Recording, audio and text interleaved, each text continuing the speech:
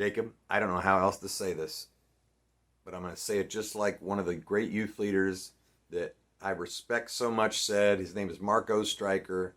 Brilliant, smart guy. He seriously is the one that has probably taught me the most about students, taught me the most about youth ministry.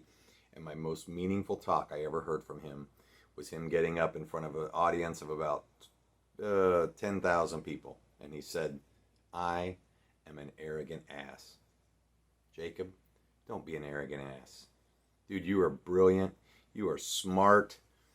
This is an amazing accomplishment, graduating high school and man, you've had some great choices as far as college. I know how smart you are. And I love that about you. And I love that you question things. I love that, you don't just accept things because somebody says them, that you want to dig into it. Amazing stuff. But man, be soft too in just being willing to be taught. And I just want to encourage you to just open your heart. There's a God that loves you, that wants a relationship with you, that is real.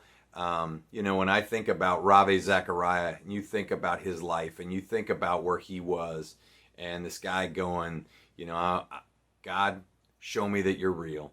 And I just, and God showed him in such powerful ways, and his life was such an amazing work of the Lord. And I think that your life is destined to be the same thing. So, man, just let God shape you, mold you, grow you, learn from others, teach others.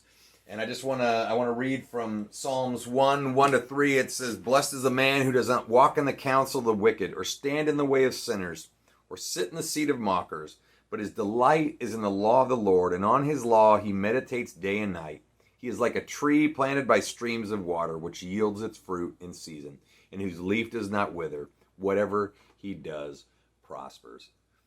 And there's a strength in being connected to the Lord, and there's a strength in knowing who to keep your distance from. And as you move into these college years, man, make the choice to be with the right people. Make the choice to seek the Lord. In the midst of college and having a great time, I had some of the greatest years of my life.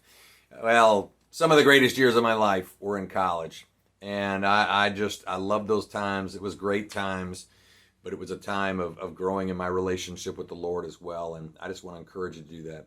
You're a great guy, Jacob. I loved going to Passion with you, getting to reconnect a little bit. But, be open to what others are thinking, and be open to God speaking to you and continuing to mold you into the man he wants you to be. You're a great guy with an amazing future. So congratulations, Jacob. Hello everybody, John Fisher here to talk about Jacob Schaffner. I have the great honor of discussing him. It's an honor for a couple of reasons. Number one, it's just been exciting, Jacob, to get to see you grow up. I've been close with your parents, so going over to their house for different things and seeing you from before you were even in youth, and then just growing up all the way through this to becoming a grown man about to head off to college. That's awesome. So it's cool from that perspective. And then the other reason is just there's some things about you that just remind me of myself a little bit from that age. So it's kind of cool to see the way that you're developing. And the first thing about you that kind of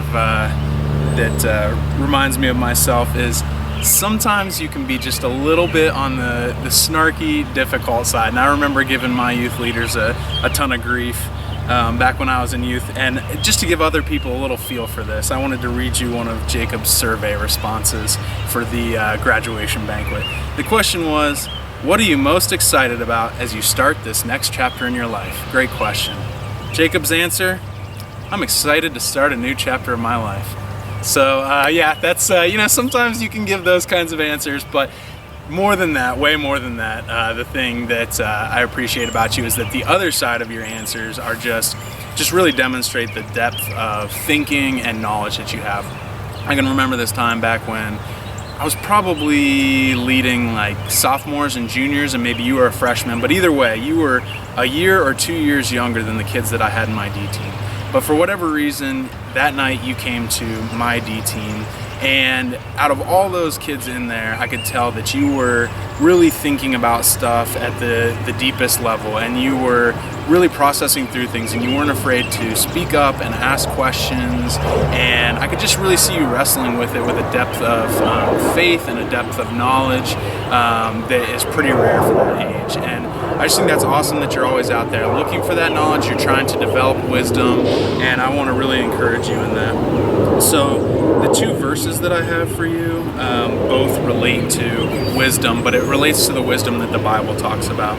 And so Colossians 2:2-3 says, "My goal is that they may be encouraged in heart and united in love, so that they may have the full riches of complete understanding, in order that they may know the mystery of God, namely Christ, in whom are hidden all the treasures and wisdom and knowledge." So I just want to encourage you, as you're looking, as you're wrestling through these things, just to remember that Christ is that center of all wisdom and knowledge. And I really want you to keep leaning back on Him and leaning on Him for that wisdom.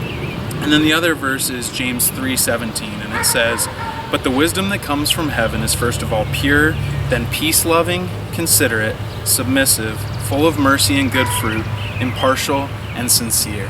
So as you're going through this process of gaining knowledge, especially in college, as kind of your mind is just really expanding and you're taking in all this new information, I want you to keep in mind those things that go along with wisdom, which is that they are peace-loving, they're considerate, pure, submissive, and sincere, just so that you're always heading in that right direction that God's calling you towards. Jacob, it's been a thrill seeing what you've done thus far, and I know you've got great things in store for us in the future, so good luck with everything. I can't wait to hear about it, and reach out anytime. See ya.